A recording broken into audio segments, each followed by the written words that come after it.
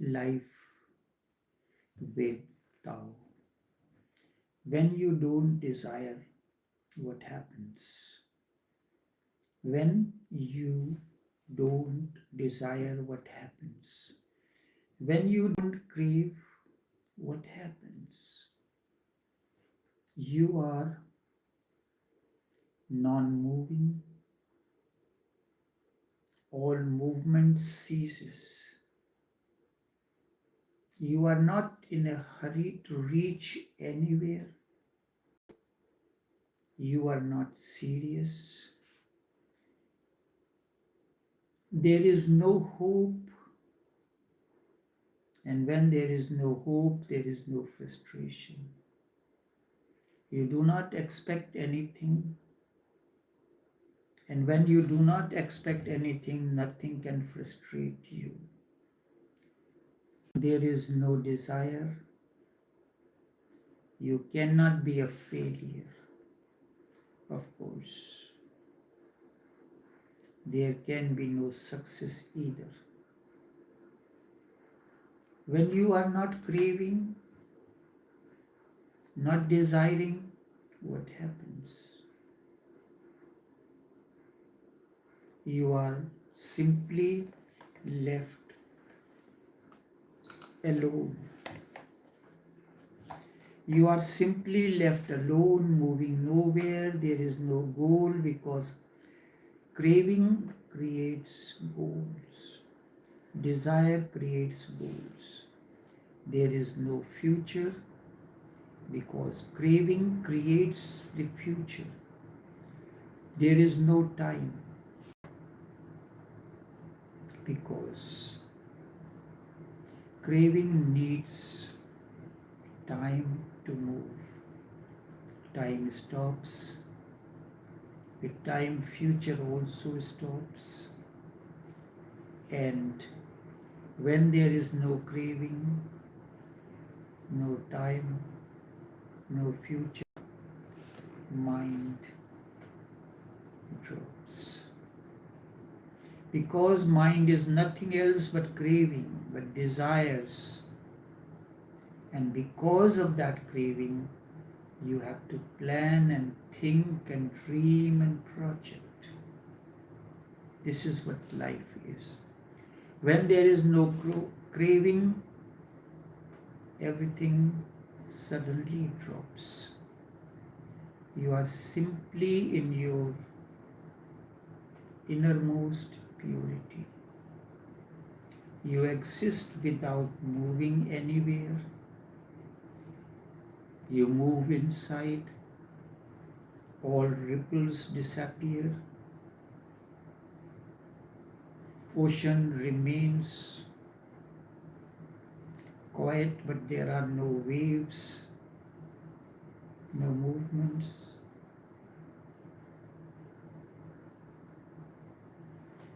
Ocean remains there, but there is no waves on the surface of the ocean.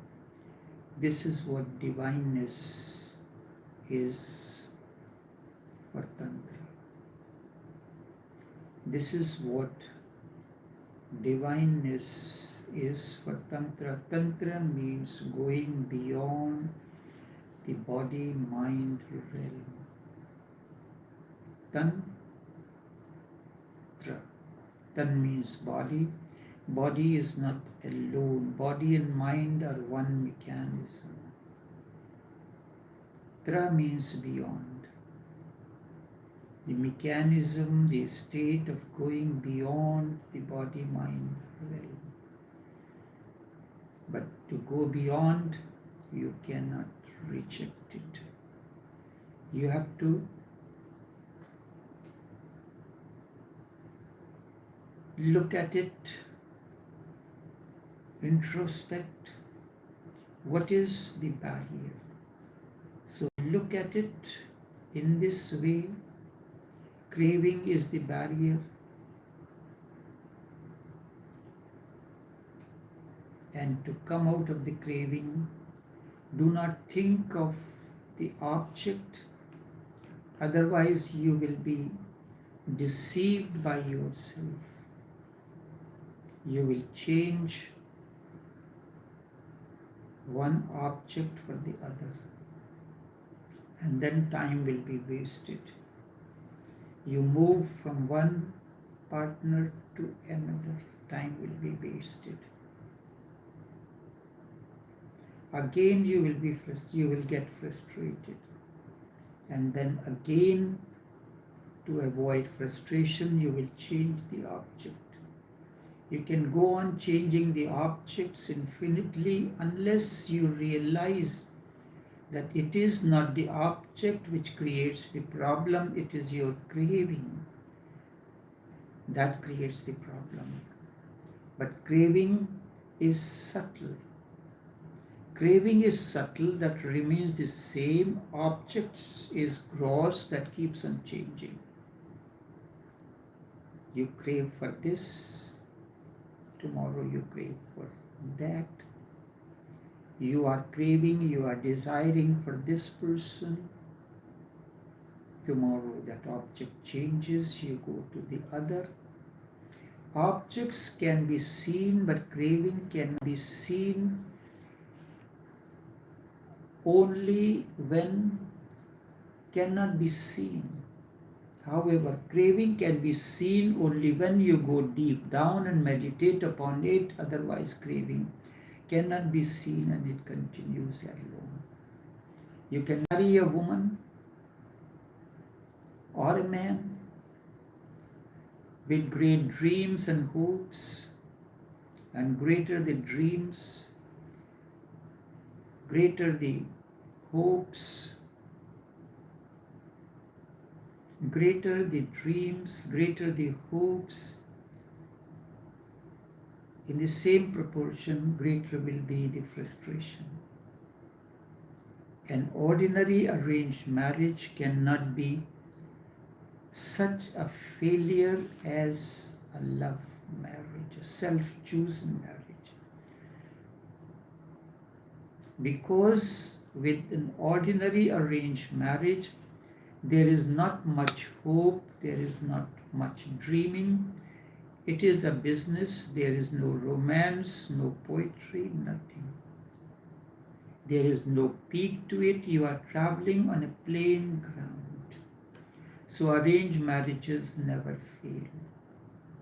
They cannot fail because there is no point. How can you fail in an arranged marriage? You were never on a height, so you cannot fail. Love marriages or self-chosen marriages fail. Only self-chosen or love marriages fail because with the great poetry, with the great dreaming, they surface, they come up, they touch the heights. On the wave, you rise high, and then all of a sudden, when wave dissolves, you have fallen down.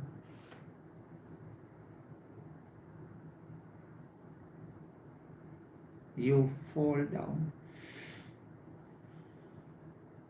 So all countries, those who have knowledge and experience, they have come to settle for the arranged marriages. They do not talk about love marriages or self-chosen one. In India, they never talking about long time. They never talk about love marriages. They have also tried in the past, and they felt that such love marriages or self-chosen is going to be a failure because you expect too much. And the more you expect, greater will be the frustration. And the proportion of the frustration will be the same. Whatsoever you desire or dream, gives you an expectation, and when they cannot be fulfilled, there comes frustration. So you marry a woman, it is a love marriage. You marry a man, you expect much, then you get frustrated. The more you get frustrated, the moment you get frustrated, immediately you start thinking of another person. So you say to your partner, I am not interested in you anymore.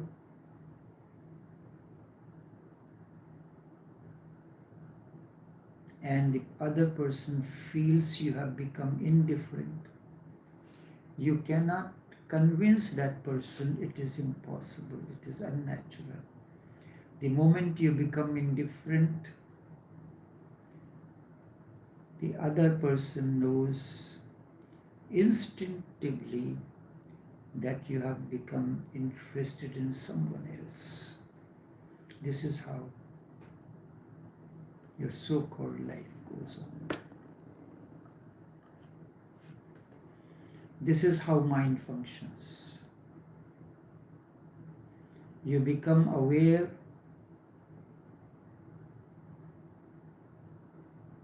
of the person that you have married, and you feel the frustration is coming because of that person. You realize this was not the right choice. Such is ordinary logic. This was not the right choice. This person is not for me. I have chosen the wrong partner.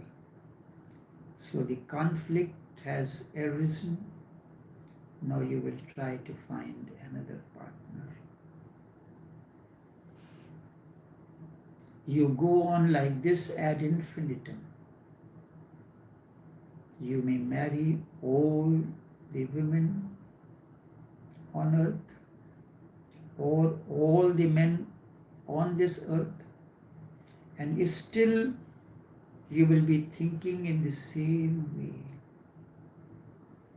that this person is not the right choice for me.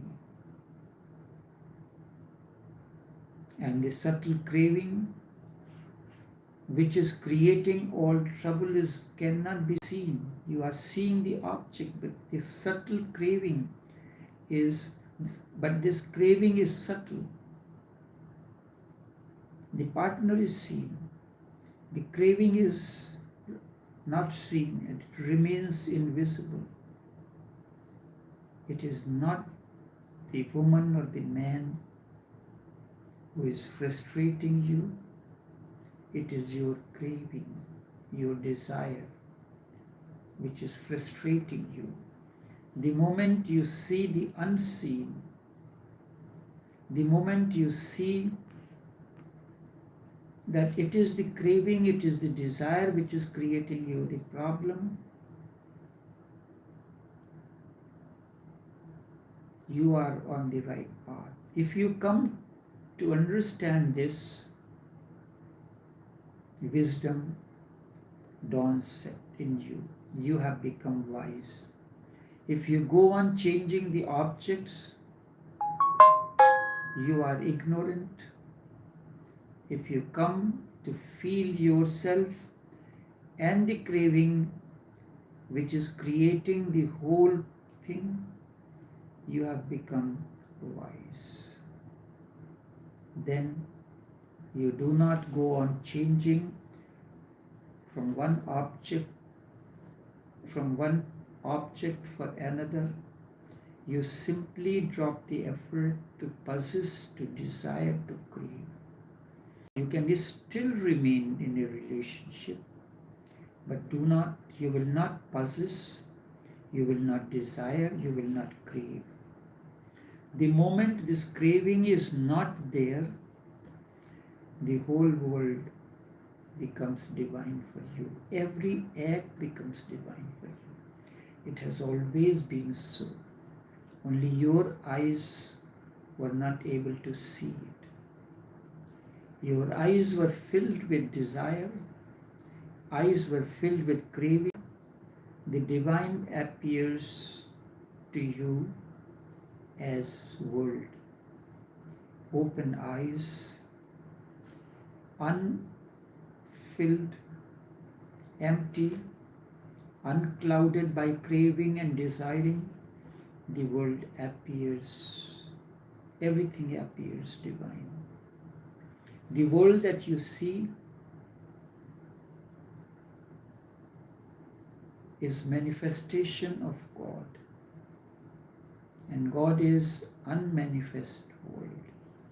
The world and the divine are not two things, not two existence, but two ways of looking at the same thing, two approaches to the same thing, two outlooks, two types of perceptions.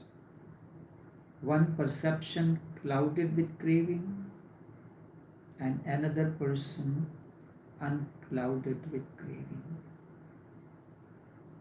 If you can look unclouded and your eyes are not filled with tears of frustration or dreams of hope, there is nothing like the world, only divine exists. And you have gone beyond the body-mind realm. You have really understood what Tantra is. You want it. You want to enter the realm of Tantra. For what? To continue the cravings? Or to go beyond the object, the body-mind realm?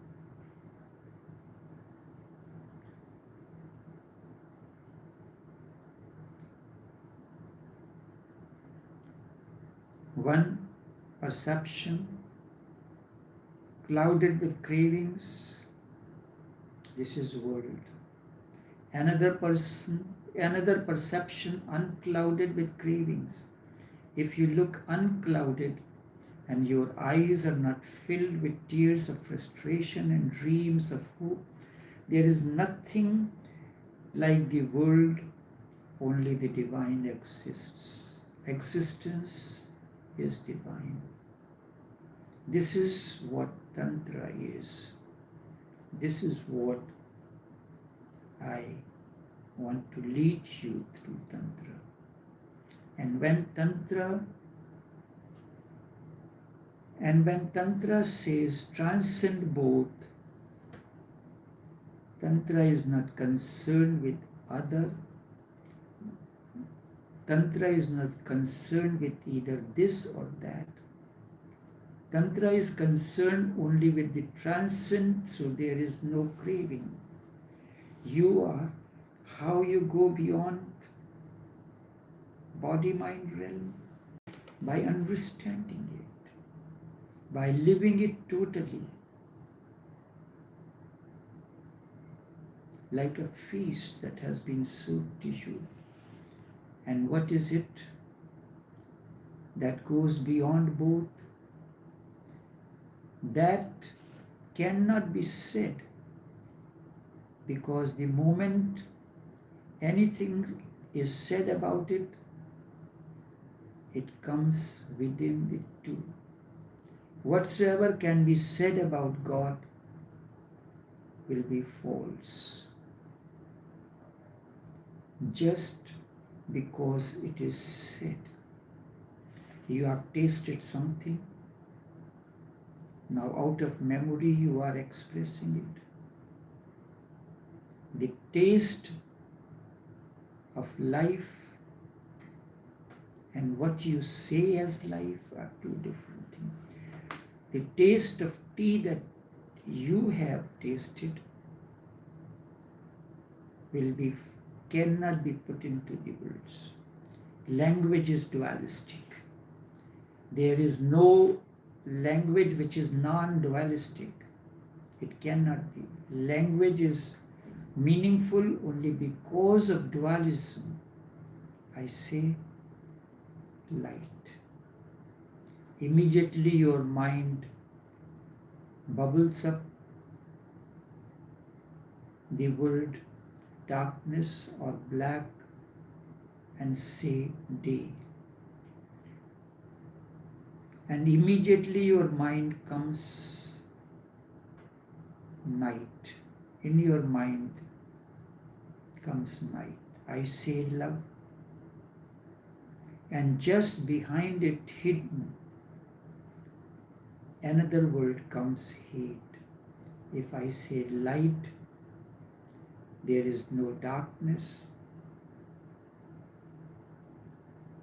If I say light and there is no darkness, how would you define it? If I say love, there is no hate, how will you define it? Light is defined in the background of darkness. Love is defined in the background of hate. That is why we use the word blackboard. In the schools, there is a blackboard or whiteboard. On white board, you have to write with a colored pen. And on a blackboard, you have to write with white. Only then contrast makes it known.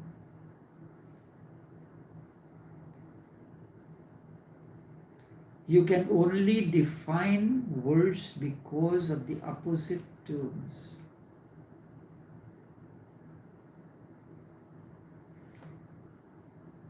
Language is dualistic. Only this much for this morning. Until we meet again, take care and do have a pleasant day.